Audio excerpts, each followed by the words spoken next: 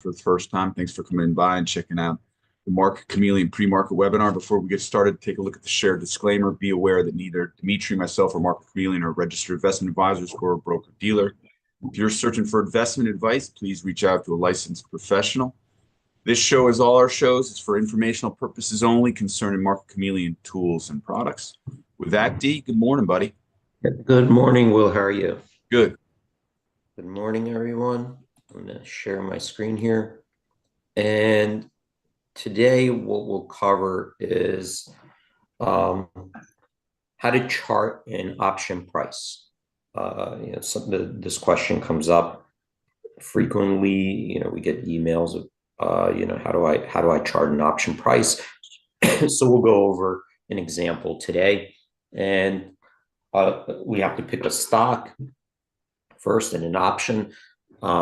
So I brought up Google over here, and to get to a symbol page, if you go to the search box, you type in the symbol Google, you'll land on this summary page. So if you have an idea which option you want to chart, you could go to the options chain here on the left-hand side under options, go to the options chain, and using these selection boxes for expiration on the left-hand side, and then on the right-hand side, you have your calls, your puts, calls on the left-hand side, puts on the right-hand side, and here are the strikes. I don't have a particular option, so what I'm going to do here is go to the single leg dashboard over here. So this gives us a summary of all the single leg trades. And here we have the top 5 most active traded options that are single leg. In other words, they're not part of multi-leg trades. They weren't tagged that way. They were just either buy or sell of a call or put. And the most active one is the February 185 call. You could see 8,232 single leg option trades in there, or single leg options volume for a VWAP price of $1.95.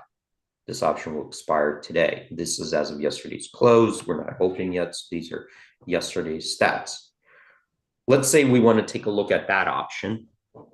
So from here, you could see, because they're in blue, and if you hover over it, you could see you could click on it. So I'm going to click on this, and it'll take us to the options chain.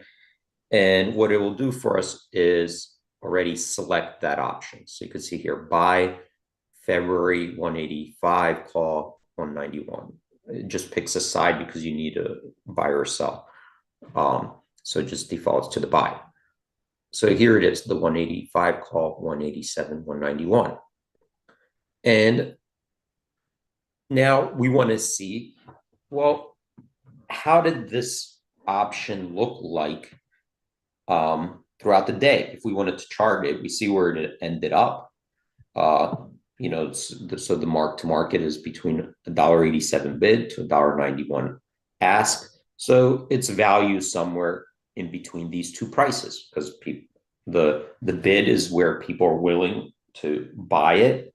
That's a firm bid, right? Firm bid means that if it's displayed there on one of the exchanges, you could sell it there as long as it's displayed there for some kind of size, and the 191 is the displayed ask. So that means that the value of that option is somewhere between $1.87 and $1.91, right?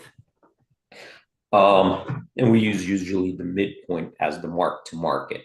So your broker will use the mark to market, which is typically the midpoint of the bid and ask. So let's run an analysis on this option here, and we're going to get a bunch of stats. We have, and we talked about this, a model trying to put a value on this option, an estimated value. But what we're interested today is this chart over here. So this is a price chart of that option on the day. So it defaults to today's value. And when we look at an option price, the value of an option price, it's a derivative, right? So an option price is derivative. Its value is derived from an underlying, right? So the stock price. And that's important to understand because the option price itself will change based on those external factors, even though there doesn't have to be any trades, right? You could have 0 trades, but the option value will still change because the underlying factors that like the underlying price or implied volatility and stuff. So the value of the option is changing throughout the day. That is based on, a lot of it on where the stock price is. And to track that value, how do we track it? If there are no trades, like a stock, we could track the value because we track the trades. But with an option, it could increase or decrease with 0 trading. So what we do is we track the changes in the bid and the offer, because those are indications of the value, right? Those are firm quotes where somebody is saying, I'm willing to pay this at this moment. I'm willing to sell it at this moment. So we do have a reference price to track the value of that option. And that's what this chart is showing us. So you can't see all 3 lines, but there are 3 lines here. One is tracking the bid throughout the day. One is tracking the ask price throughout the day. So simultaneously the bid and ask. And the yellow line, the dark yellow line, is the midpoint of the bid and ask, right? Like the middle, which we call the market to market, where we'll say the value is somewhere in between the bid and ask. And now we could see how the price or the value of that option changed throughout the day, and we could see the volatility, the high of the day, the low of the day, and how much it moved around. How volatile was this option? Throughout the day, irrelevant if it traded or not, the value of it changed. So here we could see that, in the morning, it started out, somewhere, well, here we actually have the stats here. It started out at $1.80 over here. It ended the day at $1.89. So it looks like from the morning to the close of the day, it changed by like 10 cents. That's what this is. It's changed by 10 cents, 9 cents, but this rounds it. So this is 10-cent change. But that doesn't mean like it just kind of went from 180 to, approximately 190, like very smoothly. It could have been moving around in between, right? So there's continuous trading throughout the day. And how volatile was this? Like, how much did it move around? How low did it get? How high did it get? Where did it spend most of the day? And did it spend most of the day at the 190 level, at the 180, or somewhere else? So that's what this chart is trying to help us out to visualize, the movement of this option. And we could see here, look, up here, it got as high as $2.79. Keep in mind, these I think are 5-minute snapshots of the market. Okay, got size $2.79, but we also see it got as low as $1.52. The median range, we took the median of all these prices, was $1.96, and the average was $1.98. So you can see here that a lot of the days spent around here are 196, 198, close to 190, but it had a pretty wide range. You're talking about, it's maybe for an option, there are options that have even wider ranges, but from $2.79, $1.52, it's a big percentage change in any security, right? That's a big percentage change. So it's volatile. It's a volatile option. And Google maybe, let's see, you could see the stock price, right? The stock price had a range of like $3 yesterday. Okay, maybe closed at the higher end. So that shows you the volatility of that option on the day. Now, that's the midpoint price. Another thing to monitor and understand is the midpoint price. We're just calculating off the bid and the offer. But the bid and the offer are the actual prices that you could have traded at that moment. And it's important to understand how wide apart they are to understand the liquidity of the option, because the midpoint price, how relevant is it? If we have an option that's $2, but the bid and offer are $1 apart, well, the midpoint price is not a very reliable indicator of that fair value, because you have a lot of potential between the bid and an offer where it could be value, right? So the midpoint price is less representative of the true value of that option the wider the bid and ask of the option. So we need to kind of have that measurement, and based on this chart, it looks like that all the lines are pretty close. We would see them wider apart. But let's take a look at the stats here. So in the start of the day, when we took a screenshot, the difference between the bid and the ask, right? That's the spread, we call it, the bid-ask spread, was 7 cents up around here. How does that compare to the end of the day? Did we want to know, like, does it start out wide, but by the end of the day, is it the same? 7 cents, is it wider, or does it narrow in as more trading and more liquidity providers join the markets? So here we see the end of the day, the bid-ask spread was 4 cents, so it did decline. So it looks like it got a little bit more liquid. What about throughout the day? Right? So how high did it get? How wide does it? Does it fluctuate? Because we need to understand the liquidity of this. It's important to know.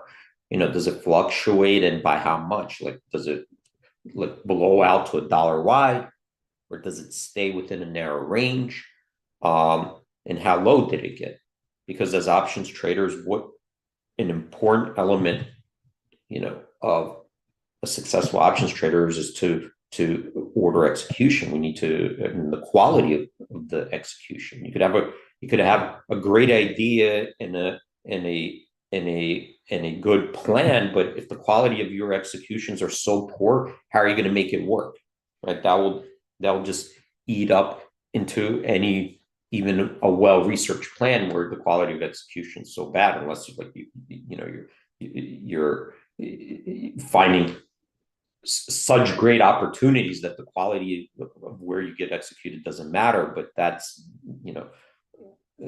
a very hard, almost impossible thing to do. So let's take a look at that. How wide did it get? And we see that the bid-ask spread got as wide as 8 cents. But it also got down to a penny. And that might indicate that, let's look at the other ones. The median is 3 cents and the average is 4 cents, which is where it closed.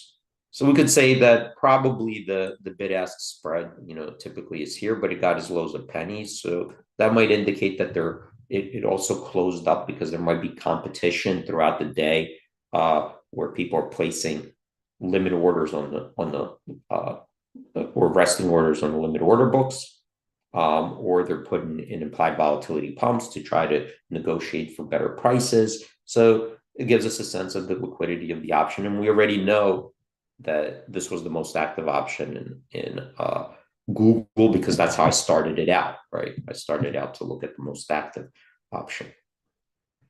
So that's on the day.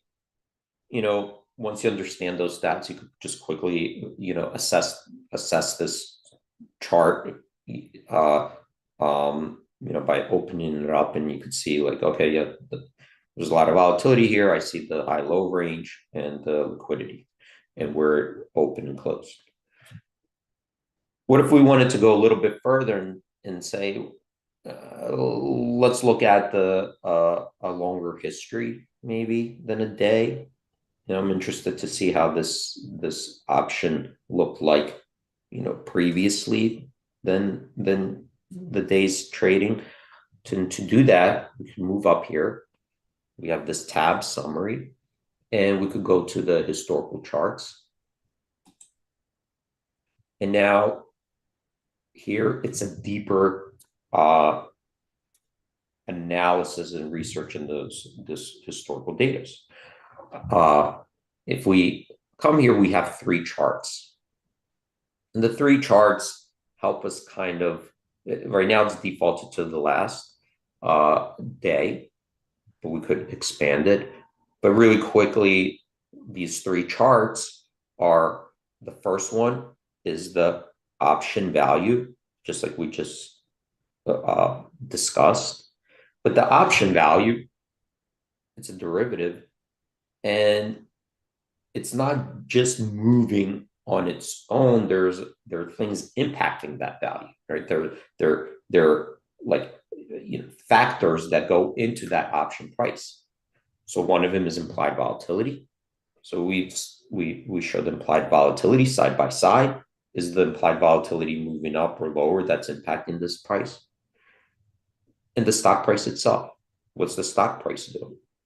Right? Because these two are major factors in the pricing of that option.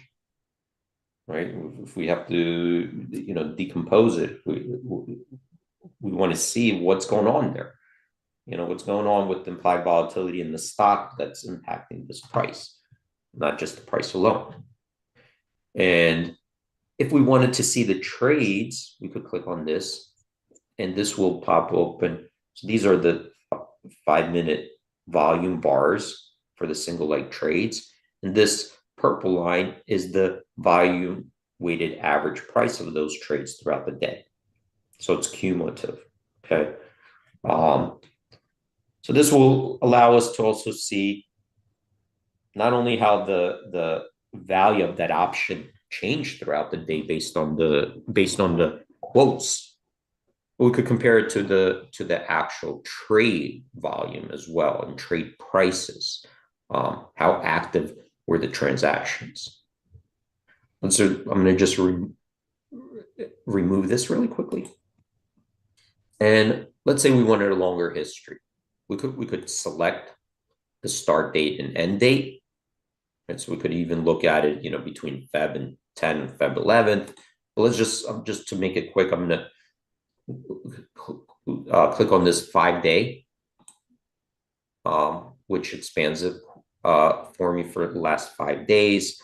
I'm going to reload this, and now I have a 5-day history because he started from February 6th to the most recent.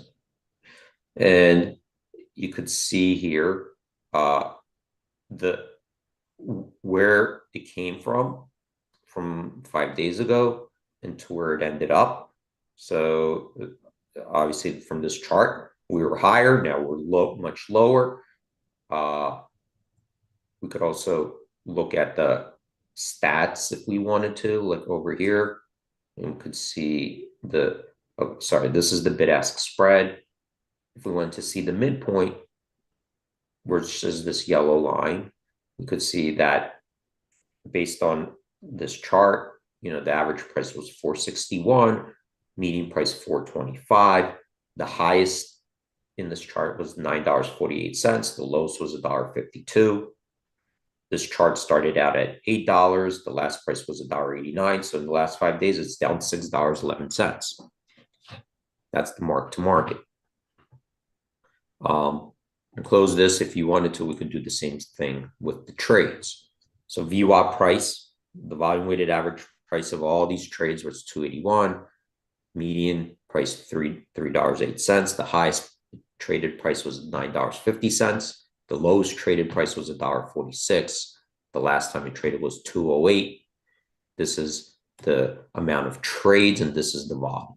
So the amount of trades, one trade could be one contract, it could be 10 contracts, it could be 1,000 contracts. So these are the number of trades. This is the volume, 13,000 of traded volume. And you can plot that as well by clicking on here. Okay. And what this, by clicking on there, I could see that the volume really jumped. We had some volume here February 7th, then it came down, and then it jumped as around February 12th. So as this option got closer to expiration, 0D, it's going to expire. Wait, it's going to expire tomorrow. You could see that the volume has gone up. February 12th, actually, yeah, that's where the highest volume is.